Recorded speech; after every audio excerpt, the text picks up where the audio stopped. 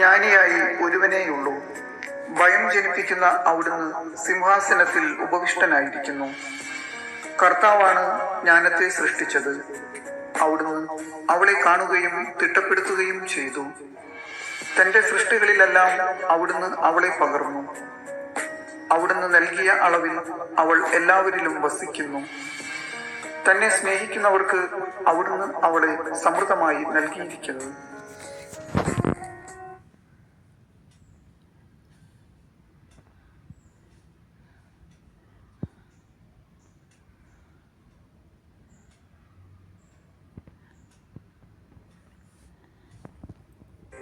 കാലം അതൊരു അത്ഭുത വാക്കാണ്.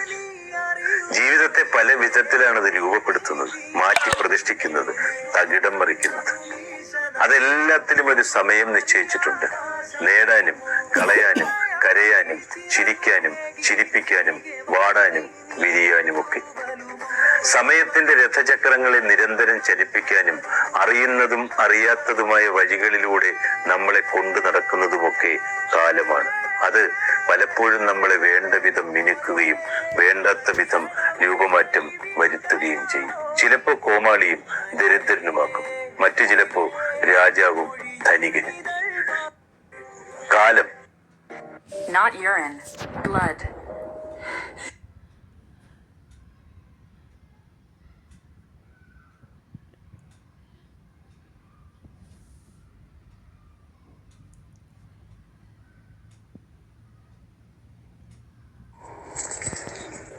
മുകളിൽ വിട്ടിരിക്കുന്ന ഈ ടോക്ക് വളരെയധികം നന്നായിട്ടുണ്ട്. അതിന് മാച്ചായിട്ട് ഒരു ജീവിതാനുഭവവും അതോടൊപ്പം ഒരു ചെറിയ പാട്ടും.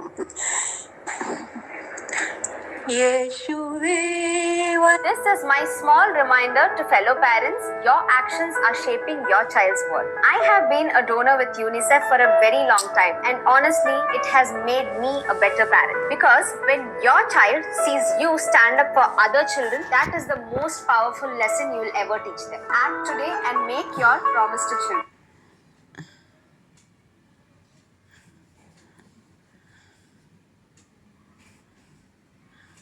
Act today and make your promise to children.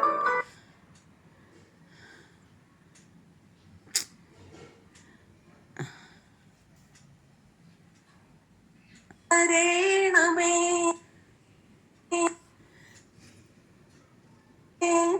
രക്ഷക വരേണമേ, പാലക വിമോചക സ്നേഹമായി വരേണമേ, യേശുവേ വരേണമേ, രക്ഷക വരേണമേ, പാലക വിമോചക സ്നേഹമായി വരേണമേ. രോഗമാണെനിക്ക് നാഥ സൗഖ്യമേകണേ, പാപമെന്നിൽ വാണിടുന്നു മോചനമേകൂ. അന്ധകാരമാണെനിക്ക് ചുറ്റും ദൈവമേ, ബന്ധനത്തിൽ നിന്നെനിക്ക് രക്ഷയേകണേ, യേശുവേ വരേണമേ. ദുഃഖമാണെനിക്ക് നാഥ മോദമേകു നീ, കോപമെന്നിലേറിടുന്നു ശാന്തമാക്കണേ, അശക്തയായ പാപി ഞാൻ എൻ്റെ ദൈവമേ, ശത്രു സ്നേഹം തന്നെനിക്ക് രക്ഷയേകണേ, യേശുവേ വരേണമേ, രക്ഷക വരേണമേ, പാലക വിമോചക സ്നേഹമായി വരേണമേ, സ്നേഹമായി വരേണമേ, സ്നേഹമായി വരേണമേ. ഈ പാട്ട് പെട്ടെന്ന് മനസ്സിൽ വന്നപ്പോൾ വർഷങ്ങൾക്ക് മുൻപ് ഓർത്തുപോയ ഒരു അനുഭവമാണ് ഇപ്പോൾ ഓർമ്മ വന്നത്. വർഷങ്ങൾക്ക് മുൻപ് ഞാൻ വെക്കേഷന് ഗൾഫിലേക്ക് പോകുമ്പോൾ അവിടുന്ന് തുണികൾ കളക്ട് ചെയ്ത് കൊണ്ടുവരുമായിരുന്നു. അങ്ങനെ അമല ഹോസ്പിറ്റൽ ചിറ്റലപ്പള്ളിയിലുള്ള ഒരു ക്യാൻസർ രോഗികളെ ആസ്പത്രിയത്തൊക്കെ കഴിഞ്ഞ് വയസ്സായവരെ വീട്ടില് നോക്കാനായിട്ട് ഇല്ലാത്തവരെ നോക്കുന്ന ഒരു സ്ഥലമുണ്ട് ചിറ്റലപ്പള്ളിയില്. പേര് ഞാൻ മറന്നു. അവിടേക്ക് ഞാന് പുതപ്പ്, പാൽപ്പൊടി, അങ്ങനെ കുറെ സാധനങ്ങളായിട്ട് വയസ്സായവർക്ക് കൊടുക്കുന്ന ഡ്രസ്സുകള് ഒക്കെ കൊണ്ടുപോവുകയാണ്. അങ്ങനെ പോകുമ്പോൾ അവിടെ എത്തുന്നതിനേക്കാളും മുൻപ് എല്ലാ വണ്ടികളെയും പിടിച്ചു നിർത്തിയിട്ടുണ്ട്, പോലീസുകാരൊക്കെ ഉണ്ട്. അപ്പോ എന്നെയും കൈ കാട്ടി നിർത്തി ഞാനും നിന്നു. വേറെ ഒന്നല്ല, പേപ്പർ ചെക്ക് ചെയ്യേണ്ടതാണ്, ഇൻഷുറൻസും കെട്ടിയതും രജിസ്ട്രേഷൻ ഇത് ഒക്കെ നോക്കണ്ടാണ്. എന്തോ തിരക്കിനിടയില് ഞാൻ ഇതൊന്നും എടുത്തിട്ടില്ല. എത്താറായിണ്ട് മെയിൻ റോഡില്. അമല ഹോസ്പിറ്റലിൽ എത്തിയിട്ടില്ല അതിന് മുന്നേ. എനിക്ക് ആകെ വിഷമായി. പോലീസിനോട് ഞാനുള്ള വിവരം പറഞ്ഞു. സാറേ, എൻ്റെ വീട്ടില് വയസ്സായ അപ്പനും അമ്മയുണ്ട്. ഞാൻ കുറെ പണികളും തിരക്കിനിടയിലാണ് ഞാൻ ഗൾഫിൽ നിന്ന് കൊണ്ടുവന്നിട്ടുള്ള സാധനങ്ങള് ഈ ക്യാൻസർ രോഗികളെ നോക്കണ സ്ഥലത്തേക്കാണ് ഞാൻ പോണത്. ഞാന് എങ്ങനെയെങ്കിലും ഞാൻ ഇത് കൊടുത്ത് എങ്ങനെയെങ്കിലും ഞാൻ വീട്ടിലുണ്ട്, ഞാൻ എത്തിച്ചോളാം. എന്നിട്ട് ഞാൻ എൻ്റെ കലക്ടറുടെ സർട്ടിഫിക്കറ്റും എൻ്റെ ബുക്ക് പ്രകാശനം ചെയ്ത അലക്സാണ്ടർ ജേക്കബിന്റെ പടം അതൊക്കെ എൻ്റെ വണ്ടിയിൽ ഇരിക്കുന്നുണ്ട്. അതൊക്കെ കാട്ടിക്കൊടുത്തു. വണ്ടിയിലെ പേപ്പറും ഒന്നുമില്ല. പക്ഷെ എനിക്ക് ആ പോലീസുകാരോട് ഭയങ്കര മതിപ്പ് തോന്നി. അവര് മാഡം പൊക്കോ എന്ന് പറഞ്ഞ് കൈകൂപ്പ് ചെയ്യുകയാണ് ചെയ്തത്. അപ്പോ എല്ലാവരിലും നല്ലവരും ഉണ്ട്. ചിലവര് അവരുടെ ജീവിതാനുഭവങ്ങൾ കൊണ്ട് ദേഷ്യം വരുന്ന സ്വഭാവമുണ്ട്, നല്ല സ്വഭാവമുള്ളവരുണ്ട്, എല്ലാവരും ഉണ്ട്. അപ്പോ മാഡം പോയിക്കോ, മാഡം കാണിച്ചില്ലെങ്കിലും കുഴപ്പമില്ല എന്ന് പറഞ്ഞിട്ട് ആ പോലീസുകാരൻ എന്റെ നേരം നോക്കി കൈകൂപ്പി ഞാൻ പോയി. അവിടെ ചെന്നതെല്ലാം കൊടുത്തു കഴിഞ്ഞപ്പോ അപ്പൊ ആ അക്കരച്ചൻ, ഭയങ്കര പാട്ടുകാരൻ ഒരു അച്ഛനുണ്ട്. വയറൊക്കെ വലുതായി, അപ്പൊ പ്രമേഹമൊക്കെ കുറെ കാലം മുന്നുള്ള വയസ്സായ ഒരച്ഛൻ. അച്ഛൻ നല്ല പാട്ടാണ് അച്ഛന്. അപ്പൊ ആ അച്ഛനോടൊന്ന് ഞാൻ ചോദിച്ചത് ഈ സ്ഥലത്തെ പറ്റിയിട്ട്. അപ്പൊ ഇവിടെ കൊടുത്തോ, നല്ലതാ, അർഹതപ്പെട്ടതാന്ന് പറഞ്ഞിട്ട്. അപ്പൊ അച്ഛൻ വരുമോ ചോദിച്ചപ്പോ ഞാൻ അച്ഛൻ വരാന്നും പറഞ്ഞു അവിടേക്ക്. അങ്ങനെ ഞാൻ അവിടെ എത്തിയപ്പോ അച്ഛനും എത്തി. അങ്ങനെ എല്ലാ രോഗികളും കൂടി അച്ഛനോട്, പാട്ടുകാരനല്ലേ, അച്ഛനോട് ഒരു പാട്ട് പാടാൻ പറയാ.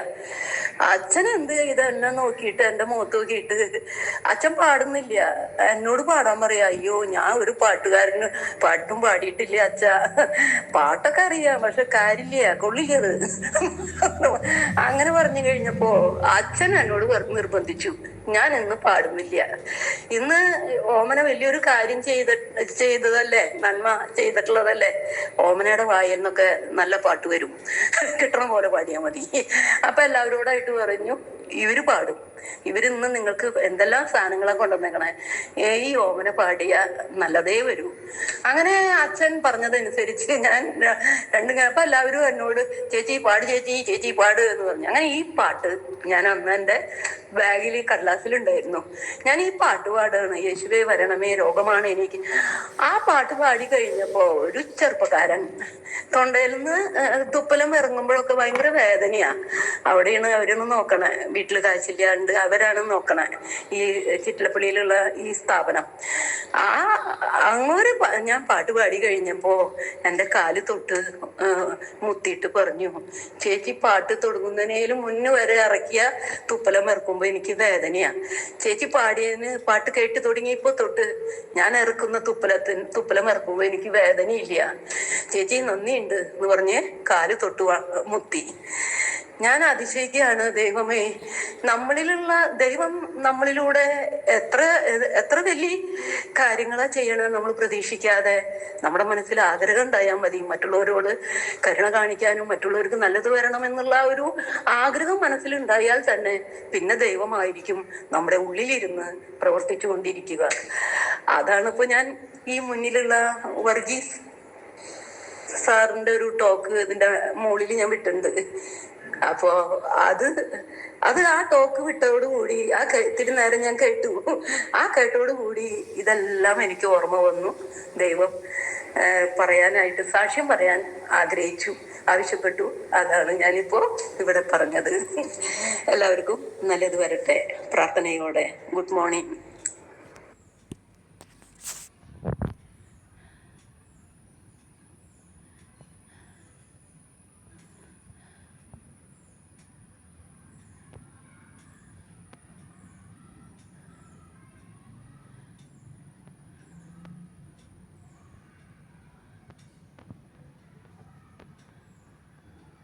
Ryan, wake up.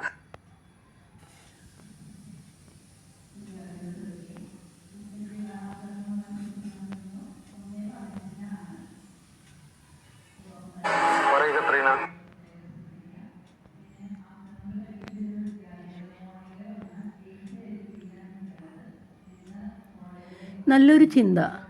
മുല്ല ഭാര്യയോട് പറഞ്ഞു, അല്പം വെണ്ണ കിട്ടിയിരുന്നെങ്കിൽ നന്നായിരുന്നു. വെണ്ണ കഴിക്കുന്നത് കണ്ണിൻ്റെ ആരോഗ്യത്തിന് നല്ലതാണ്. ഭാര്യ പറഞ്ഞു, നമ്മുടെ വീട്ടിൽ വെണ്ണയില്ല, വാങ്ങാൻ പണവും കയ്യിലില്ല. അത് കേട്ട മുല്ല ചിരിച്ചുകൊണ്ട് പറഞ്ഞു, വെണ്ണ കഴിക്കാതിരിക്കുന്നതാണ് നല്ലത്.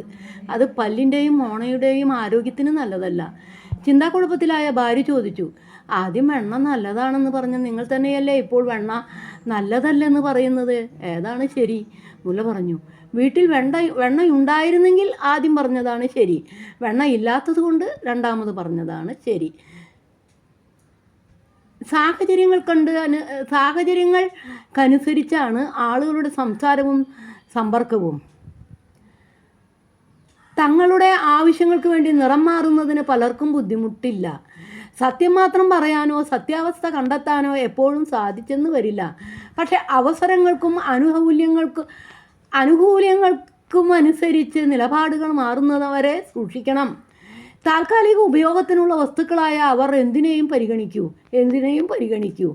ആരെങ്കിലും പറഞ്ഞു നടക്കുന്ന വസ്തുതകളെ കണ്ണടച്ച് കുറച്ചുനാൾ വിശ്വസിക്കും.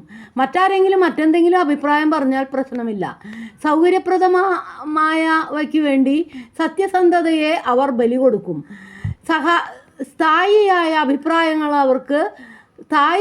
അഭിപ്രായമുള്ളവർക്ക് ചില ഗുണങ്ങളുണ്ട്. അവർ എന്തിനെക്കുറിച്ചും ആധികാരികമായി അന്വേഷിച്ച് നിലപാടെടുക്കൂ. നല്ലൊരു ചിന്തയാണ്.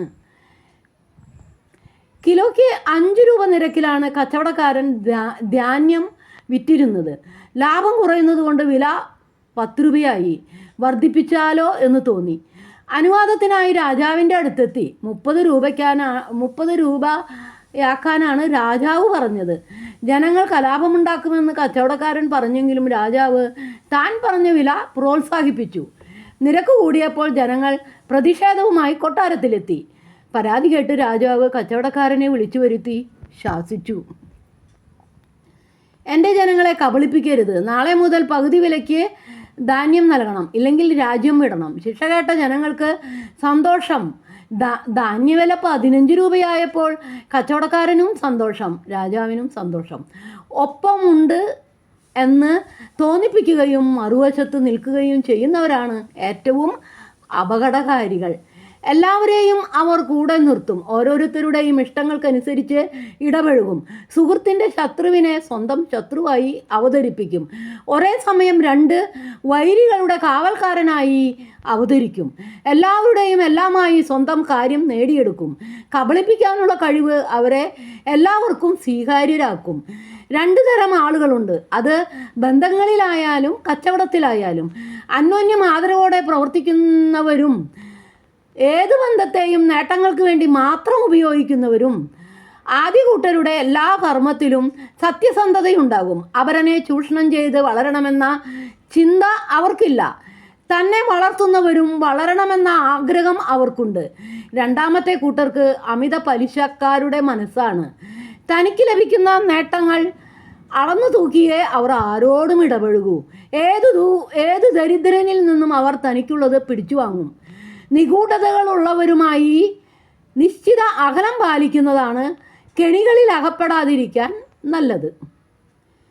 നല്ലൊരു ചിന്തയാണ്. വേറൊരു ചിന്ത. പക്ഷികളെ വേട്ടയാടി ചന്തയിൽ വിറ്റാണ് അയാൾ ജീവിച്ചിരുന്നത്.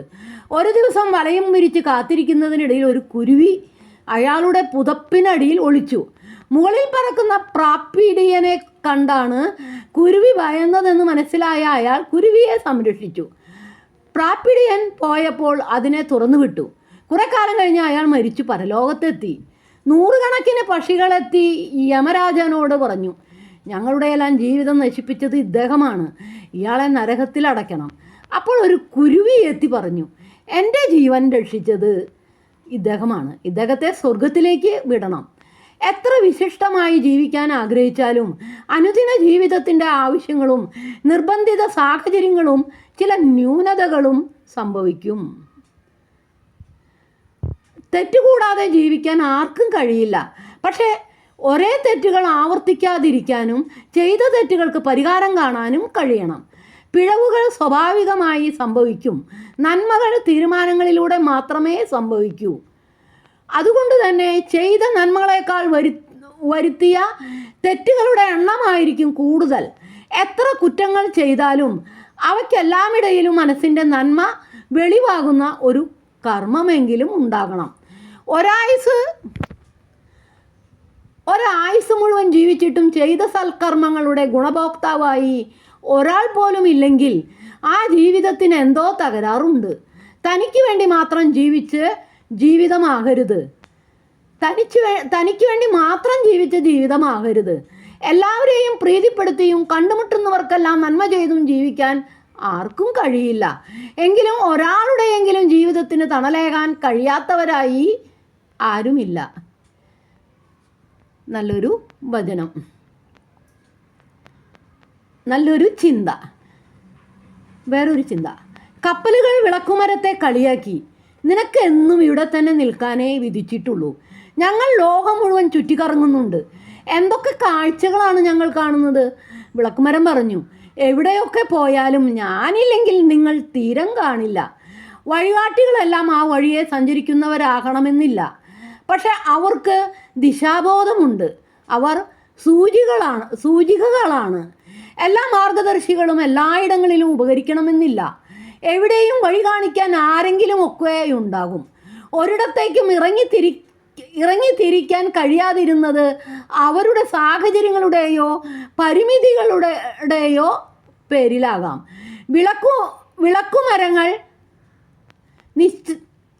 വിളക്കുമരങ്ങൾ നിശ്ചലമാണെന്നത് തെറ്റിദ്ധാരണയാണ്. അവർ ചലിക്കുന്നില്ലെങ്കിലും മറ്റുള്ളവരുടെ ചലനത്തെ നിയന്ത്രിക്കുന്നത് അവരാണ്. വേരുകൾ ഉറച്ചവയെല്ലാം ചലിക്കുന്ന ശിഖരങ്ങളുടെയും ഇലകളുടെയും കഥ പറയുന്നുണ്ട്. അവരുടെ തണലിൽ അനേകർ ആശ്വാസം കണ്ടെത്തി മടങ്ങുന്നുണ്ട്.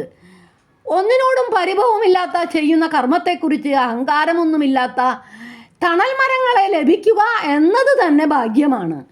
എല്ലാ ആവേശ അനുഭൂതികളുടെയും അവസാനം ശരീരവും മനസ്സും ദുർബലമാകും. അപ്പോൾ എത്തിച്ചേരാൻ കഴിയുന്ന തുറമുഖങ്ങൾ എല്ലാവർക്കും ആവശ്യമാണ്. അവർക്ക് സ്വീകരണ മുറികളൊന്നും ഉണ്ടായെന്ന് വരില്ല. തല ചായ്ക്കാൻ ഒരു ഇടമുണ്ടാകും. ആവശ്യമായുള്ള ബന്ധം വിച്ഛേദിക്കാതിരിക്കുക എന്നതാണ് മുഖ്യം.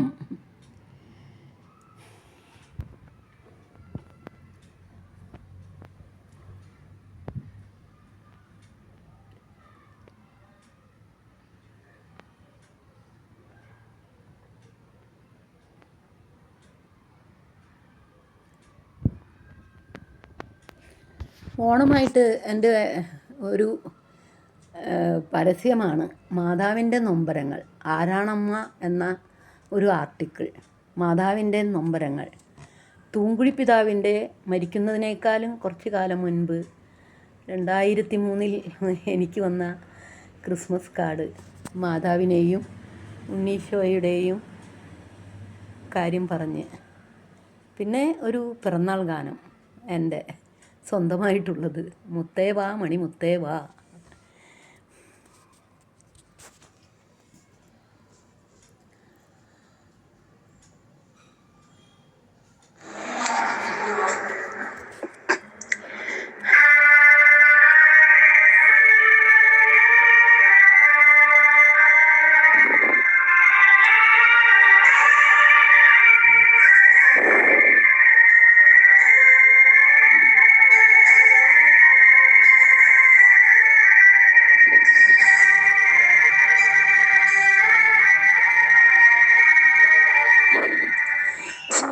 സ്നേഹത്തിൻ പൂഞ്ചോല തീരത്തിൽ നാം എത്തും നേരം, ഇന്നേരം മോഹത്തിൻ പൂനുള്ളി മാല്യങ്ങൾ കോർക്കുന്ന കാലം, പൂക്കാലം. പൂജാപ്പൂനീ പൂജിപ്പൂ ഞാൻ, പനിനീരും തേനും കണ്ണീരായി താനേ. സ്നേഹത്തിൻ പൂഞ്ചോല തീരത്തിൽ നാം എത്തും നേരം, ഇന്നേരം മോഹത്തിൻ പൂനുള്ളി മാല്യങ്ങൾ കോർക്കുന്ന കാലം, പൂക്കാലം.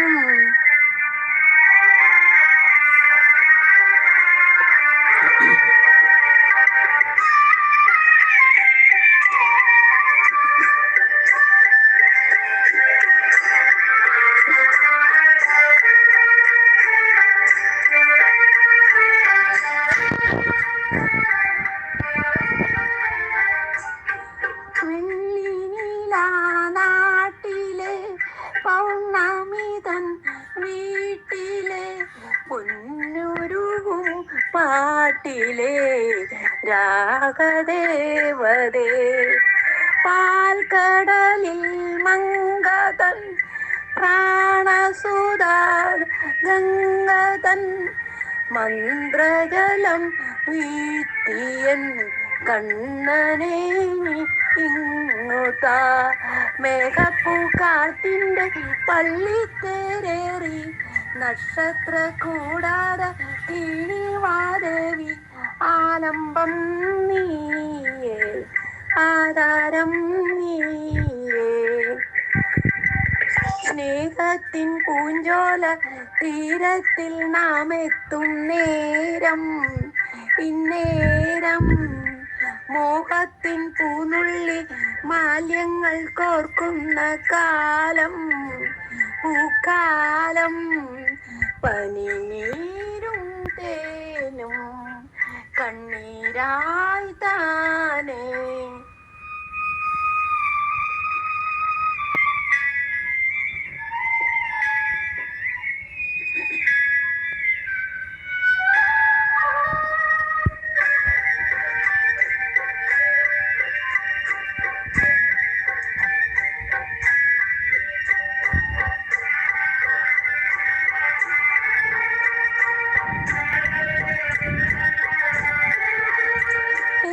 ഏതമൃതും തോൽക്കുമി തേനിനെ നീ തന്നുപോയി, ഓർമ്മകൾ തൻ പൊയ്കയിൽ മഞ്ഞു തുള്ളിയായി.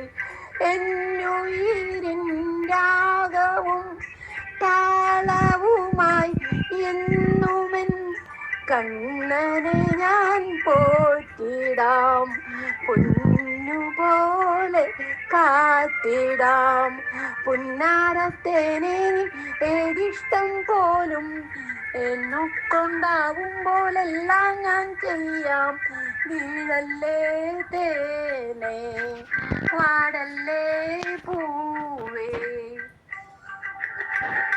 സ്നേഹത്തിൻ പൂഞ്ചോല തീരത്തിൽ നാം എത്തും നേരം, ഇന്നേരം മോഹത്തിൻ പൂനുള്ളി മാല്യങ്ങൾ കോർക്കുന്ന കാലം, പൂക്കാലം.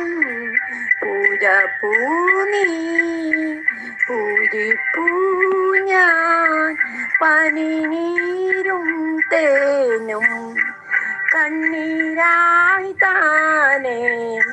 പനിനീരും തേനും കണ്ണീരായി താനേ. എല്ലാവർക്കും നല്ലൊരു ദിവസം ആശംസിച്ചുകൊണ്ട് പ്രാർത്ഥനയോടെ